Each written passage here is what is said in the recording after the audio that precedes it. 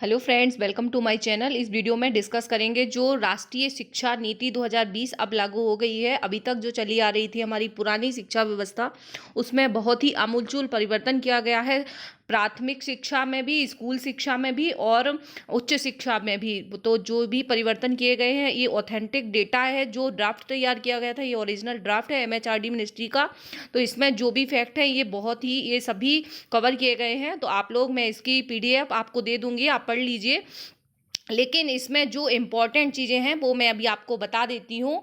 ये जो शिक्षा व्यवस्था है, ये बहुत सारे एक्सपर्ट और बहुत सारे जो आयोग और कमेटीज़ शिक्षा के ऊपर बनाई गई हैं, उन सबकी सिफारिशों को ध्यान में रखते हुए तैयार किया गया है। और ये जो शिक्षा नीति अब जो लागू होगी हमारे देश में, उसमें जो अभी तक चला आ रहा था, ये आप लोग देख लीजिए। प्राथमिक बच्चों को बिल्कुल इनोवेटिव और खेल खेल में सिखाना, उनके ऊपर कोई प्रेशर नहीं देना, इस तरीके का इसमें सारे प्रावधान किए गए हैं। तो अब अभी तक जो हम पढ़ते थे, हम 10+2 वाली एजुकेशन सिस्टम में जो हम लोगों ने भी पढ़ा है, शायद आप लोगों ने भी वही पढ़ा है। और अब इसकी जगह ये जो आप देख रहे हैं 5+3+3+4, ये डिज़ाइन किया गया है। अब ये ग्रेड तैयार होंगे, इसके हिसाब से ये शिक्षा व्यवस्था लागू होगी। इसमें क्या किया जाएगा कि ये बच्चों की एज है कि जब तक बच्चा 5 साल का, 3 से, ये देखिए यहाँ पे, जब तक बच्चा मूलभूत 1 से 2 साल का होता है, तब तक उसको मूलभूत या प्रारंभिक या फंडामेंटल एजुकेशन दी जाएगी। उसके ऊपर कोई प्रेशर नहीं होगा, ना तो एग्ज़ाम का प्रेशर होगा, सिर्फ खेल खेल में एक्टिविटीज़ के माध्यम से। अभी भी जो वैसे कक्षा 1 से पढ़ाई होती थी, बट अब आंगनबाड़ी को भी इससे एजुकेशन व्यवस्था में जोड़ दिया जाएगा। और उनसे में जो बच्चे होंगे, वहाँ पे भी उनकी बहुत ही मल्टी डिसिप्लिनरी लेवल की एक्टिविटीज़ के थ्रू और एथिक्स, बिहेवियर, सब कुछ, इमोशनल बिहेवियर की बच्चों को कैसे एक दूसरे के साथ मिलना है, क्या करना है, क्या नहीं करना चाहिए, क्या अच्छा क्या गलत, सब कुछ सिखाया जाएगा। तो बच्चों के प्राइमरी लेवल से ही स्कूल में ये सब जोड़ दिया जाएगा। उसके बाद जो 3 से 5 साल के जब बच्चा होगा, ग्रेड तैयार की गई, प्रारंभिक चरण, मध्य चरण, माध्यमिक चरण और ये केवल 9 to 12 जो आएगा। अभी तक 10th बोर्ड होता था, लेकिन अब जो बोर्ड एग्जाम तो हो गए 10th 12th जैसे होते थे, बट इसमें नए तरीके से होंगे। जो अभी तक क्या था कि हमें इंग्लिश बच्चों को छोटे से ही इम्पोज कर दी जाती थी, तो अब कोई भी लैंग्वेज जो है इम्पोज नहीं की जाएगी। आप बच्चा अपने हिसाब से मातृभाषा में ही, किसी भी जो हमारे संविधान की 22 भाषाएं हैं उनमें से भी, और अपनी रीजनल लैंग्वेज में ही पढ़ाई कर सकेगा। इंग्लिश इम्पोज नहीं होगी। और 6 to 8 क्लास के बच्चे जो हैं, उन्हें वोकेशनल ट्रेनिंग दी जाएगी। मतलब क्या होगा, व्यावसायिक शिक्षा स्टार्टिंग से ही दे दी जाएगी। 10 दिन तक उन्हें बिना बैग के स्कूल में आना होगा। उसके साथ साथ उन्हें अलग अलग तरीके से डायरेक्ट प्रैक्टिकली वोकेशनल या व्यावसायिक शिक्षा दी जाएगी, जिससे जब वो नौकरी की तलाश में जाए तो उन्हें दिक्कत ना हो, जैसा कि अभी होता था। तो जो वर्ल्ड लेवल की शिक्षा व्यवस्था है, उस सबको ध्यान में रखते हुए हमारे स्कूल एजुकेशन को भी चेंज किया गया है। और साथ ही साथ उच्च शिक्षा में भी बहुत सारे परिवर्तन किए गए हैं, जो कि आप इसमें देख लीजिए। और इसके लिए मैं आपको बता भी देती हूँ जो इम्पोर्टेंट है। अब क्या होगा कि ये जो आप देख लीजिए कि वैज्ञानिक स्वभाव, सौंदर्यबोध, नैतिक, डिजिटल साक्षरता, इन पर पे ध्यान दिया जाएगा। और नए नए तरीके अपनाए गए हैं। एक शिक्षा आयोग का भी गठन किया जाएगा, और जो कि सभी शिक्षा से संबंधित सभी पहलुओं को देखेगा। अब अलग अलग बॉडीज़ नहीं होंगी, जिससे कि एकीकरण में आसानी हो। और 9 to 12 जो है वो मल्टी डिसिप्लिनरी बना दिया जाएगा। मतलब मल्टी डिसिप्लिनरी का मतलब है, जो 9th से 12th के बच्चे हैं, अभी तक 11th में हम सब्जेक्ट सेलेक्ट करते थे और सिर्फ एक ही सब्जेक्ट पढ़ना होता था, या जिसने बायो लिया तो बस वो बायो ही पढ़ेगा, जो आर्ट या ह्यूमैनिटीज़ वाला है वो ह्यूमैनिटीज़ पढ़ेगा, जो मैथ्स वाला है वो। बट अब ऐसा नहीं होगा। आप चाहो तो आप जो सब्जेक्ट पढ़ना चाहें, आप साइंस के साथ एक इकोनॉमिक्स या आर्ट का सब्जेक्ट ले सकेंगे। तो ये बहुत ही अच्छी व्यवस्था है। बच्चे को नैरो माइंडेड नहीं बनाया जाएगा। वो जैसा कि हमारे सिविल सर्विसेज एग्जाम में जो सिलेबस तैयार किया जाता है कि बच्चे को हर तरीके से स्टूडेंट्स को हर तरीके का नॉलेज होना चाहिए, एक ही उसका नहीं होना चाहिए। तो एक्सपर्टाइज नॉलेज तो किया जाएगा। साथ ही साथ उनको ह्यूमैनिटीज़ का नॉलेज भी दिया जाएगा। और अब जो हायर एजुकेशन होगी, हायर एजुकेशन में अभी जो उच्च शिक्षा में क्या होता था, जैसे बीई करते थे टेक्निकल एजुकेशन में, अब कोई सेमेस्टर यदि छोड़ देता था या किसी मजबूरी बस उसका कोई एक सेमेस्टर छूट जाता था तो उसको वो डिग्री नहीं मिलती और या उसको कॉलेज छोड़ना होता था। बट अब ऐसा नहीं होगा। अब 4 साल का एक नया डिप्लोमा मतलब तैयार किया गया है। जो ग्रेजुएशन बीए बीएससी होता है वो तो होगा ही, साथ में अब इंस्टीट्यूट को जो जैसे आईआईटीज वगैरह है इनको एक नया पैटर्न या डिप्लोमा तैयार करना होगा। 4 ईयर कार्यक्रम होगा जो, तो उसमें क्या होगा कि एक 3 साल तो आप जो एजुकेशन दे रहे हैं वो देंगे और 1 साल उसमें रिसर्च करवाई जाएगी, तो इंटर्नशिप पूरा वहीं पे हो जाएगा। बच्चा इसी तरह स्कूल में भी 12th में भी एक इंटर्नशिप प्रोग्राम करवाए जाएंगे, जिससे बच्चे को आगे चल के ये नहीं देखना पड़े कि बच्चा कितना भी पढ़ गया। अब आउटपुट पे नहीं बल्कि आउटकम पे ध्यान दिया जाएगा कि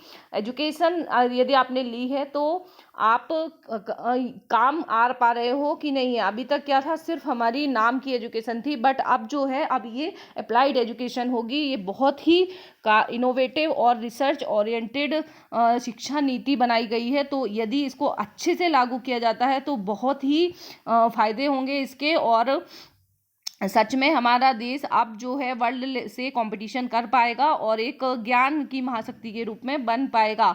इसमें क्या होगा कि जो 4 साल बी जैसे पहले कर लेते थे और उनका सेमेस्टर छूट जाता था तो उनको डिप्लोमा नहीं मिलता था और उनको या फिर वापस आते थे तो उनके रिकॉर्ड्स वगैरह। तो अब यहाँ पे क्या होगा कि यदि आपने 4 ईयर का कार्यक्रम होगा, ये प्रोग्राम होगा, जैसे 4 ईयर का डिप्लोमा देंगे, तो यदि आपने 1 साल पढ़ लिया या एक सेमेस्टर कर लिया या 2 या 3 कर लिया और किसी मजबूरी से आपको वो छोड़ना पड़ा, तो ऐसा नहीं है कि आपको डिग्री नहीं दी जाएगी। आपको डिग्री 1 साल की दी जाएगी या 2 साल की, जितनी भी आपने की है, और आप चाहें तो वापस आगे वो अपना 4 साल का कर सकेंगे।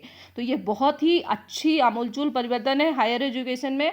और इसके अलावा एक डिजिटल लॉकर की भी व्यवस्था की गई है, जिसमें आपके सारे डॉक्यूमेंट्स रखे जाएंगे और आपको कहीं पे भी प्रूफ देने की ज़रूरत नहीं होगी। उसमें आपका पूरा रिपोर्ट कार्ड एक तरीके से रहेगा। और स्कूलों में जो है, स्कूलों में भी आप रिपोर्ट कार्ड नहीं दिया जाएगा बल्कि प्रोग्रेस कार्ड दिया जाएगा, जिससे बच्चा खुद ही देख सकेगा कि हमने अभी तक क्या क्या प्रोग्रेस की है और उसका सर्वांगीण विकास हो सके। और जो अब ये मानव संसाधन मंत्रालय है उसको नाम बदल के आप लोगों को पता चल ही गया होगा कि नया अब इसका नाम बदल के शिक्षा मंत्रालय कर दिया गया है। अभी चूंकि शिक्षा मंत्रालय मानव संसाधन मंत्रालय के अंतर्गत आता था, अब इसका नाम बदल के शिक्षा मंत्रालय कर दिया गया है। और जो नए शिक्षा मंत्री बनाए गए हैं वो जो मानव संसाधन मंत्री थे रमेश पोखरियाल निशंक जी, उन्हीं को बनाया गया है।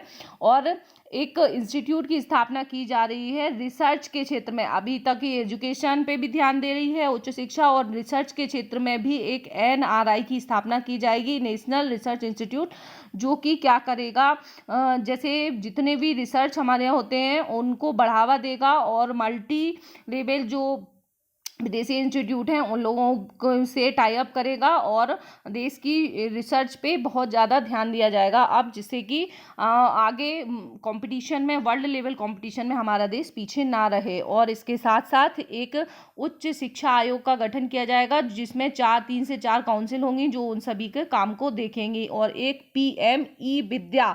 पीएमई विद्या भी स्थापना की जाएगी और 1 क्लास 1 चैनल भी शुरू किया जा रहा है, उस पर भी काम होगा। इसके अलावा 10th और 12th की जो है जो बोर्ड एग्जाम होती थी वो तो होगी, बट नए तरीके से होगी। और ज्ञान, विज्ञान, अनुसंधान, प्रौद्योगिकी जीवन के हर मूल पर आधारित होगी। और हमारे संविधान की जो 22 भाषाएं दी गई हैं उन सबको ध्यान में रखते हुए ये शिक्षा नीति तैयार की गई है, ताकि बच्चों को केवल इंग्लिश ही ना हो। अभी तक यदि बच्चा इंग्लिश ही आती है तो ही वो इंटेलिजेंट माना जाता है, बट अब ऐसा नहीं है। आप अपने लोकल लैंग्वेजेस में भी पढ़ सकेंगे और जो 22 भाषाएं दी गई हैं संविधान की अनुसूची में, उनमें से भी आप कोई भी एक भाषा चूज कर सकेंगे। और आपको मतलब इन भाषाओं को जीवंत रखने के लिए ये कदम उठाया गया है, जो कि बहुत अच्छा है। और इसके अलावा जो रिसर्च होती है, पीएचडी होती है, उसमें भी बदलाव किया गया है। नेशनल एजुकेशनल टेक्नोलॉजी फोरम जो है वो भी एक स्थापना की गई है, जो कि अभी कोविड-19 को ध्यान में रखते हुए, जैसा कि अभी सभी जगह ऑनलाइन क्लासेस स्टार्ट हो गई हैं, तो ये जो संस्था रहेगी नेशनल एजुकेशनल टेक्नोलॉजी फोरम, ये ऑनलाइन क्लासेस को ध्यान में रखते हुए बनाई गई है और इस पे पूरा कंट्रोल रखेगी। और जो अभी क्या था उच्च शिक्षा में, ये यहाँ पे देख लीजिए, ये इसके पूरे सब दिए हैं, डिटेल आप पढ़ लीजिए बाद में।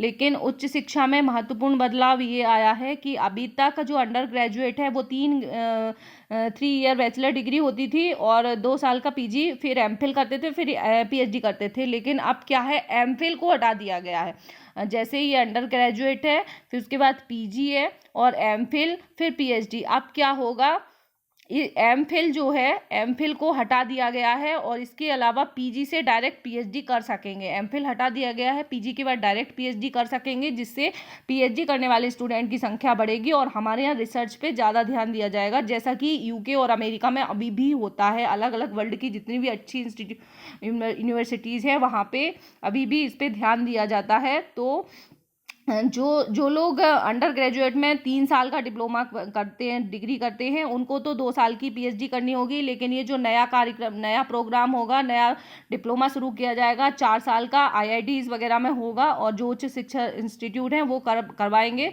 तो जो 4 साल का डिप्लोमा करेंगे उनको 3 साल के बाद, मतलब 3 साल तक का उनकी डिग्री रहेगी और 1 साल के बाद उनको रिसर्च पे काम करना पड़ेगा और इंटर्नशिप वगैरह होगी। तो मतलब चौथे साल से ही उनकी पीएचडी के लिए बहुत अच्छा हो जाएगा।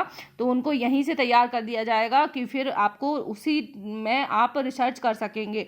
और एक और महत्वपूर्ण बदलाव हुआ है उच्च शिक्षा में, जैसे कि इंजीनियरिंग होती है या कोई भी टेक्निकल पढ़ाई होती है तो उसमें सिर्फ टेक्निकल ही पढ़ाते हैं, सिर्फ बीई के सब्जेक्ट ही पढ़ाएंगे। तो अब ऐसा नहीं है। अब जैसे कोई इंजीनियर है या, तो उसको ये ज़रूरी नहीं है कि उसको डैम बनता है तो केवल डैम क्या है, डैम के बारे में ही पता हो, उसकी बारीकियां ही। अब उसको इंजीनियरिंग के साथ साथ आप चाहें तो एक इकोनॉमिक्स, ह्यूमैनिटीज़, ज्योग्राफी, ये सब्जेक्ट ह्यूमैनिटीज़ के सब्जेक्ट भी लिए जा सकते हैं, जैसे कि बड़ी बड़ी यूनिवर्सिटीज़ जो वर्ल्ड लेवल की है वहाँ पे होते हैं। तो ये बहुत ही नया बदलाव है, इनोवेटिव है, जो कि अब ये होगा कि जो इंजीनियर्स हैं उनको भी ये पता होगा कि जरूर जो हम डैम बना रहे हैं उनका एनवायरनमेंट एक्सपर्ट की जो अलग से ज़रूरत नहीं पड़ेगी। जैसे वो मल्टी डिसिप्लिनरी रहेगा तो उसको खुद को पता होगा कि हमें क्या करना है, क्या सही है, उसको एनवायरनमेंट पे उसका क्या इम्पैक्ट पड़ेगा, जो डैम है उसका,